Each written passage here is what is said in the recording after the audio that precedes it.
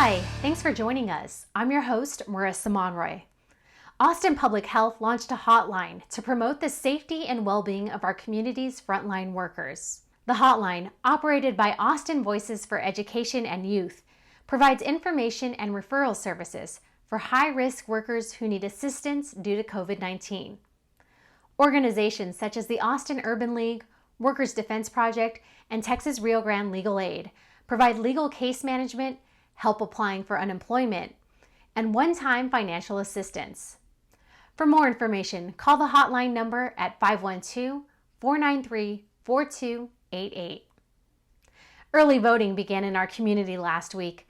A record 97% of the county's estimated eligible voters are registered to vote for this election. While you're making plans to head to the polls, take a moment to learn about the City Council candidates up for election. You can view the candidates' recorded statements, moderated forums by district, and vote guide information from the League of Women Voters. Visit austintexas.gov/candidate forums for more information. As students, teachers, and parents learn to navigate virtual and in-person learning during the pandemic, a sustainability-based school grant program is here to help. The city's Bright Green Future Grant Program is offering funding up to $3,000 for school-based sustainability learning.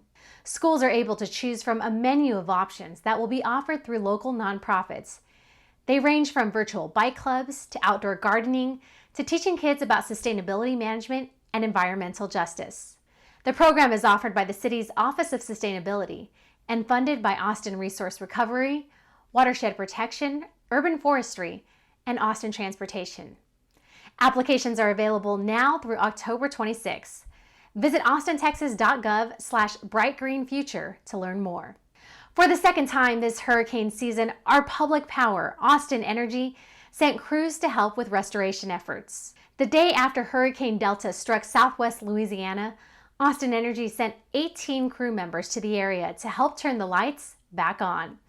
In Abbeville, Louisiana, the team repaired broken utility poles and down lines. Earlier in the hurricane season, Austin Energy sent a team to South Texas to help when Hurricane Hannah struck the area. Big thanks to this hard-working team for braving the heat to restore power to less fortunate communities. That's it for this week's City View. Thanks for watching, Austin.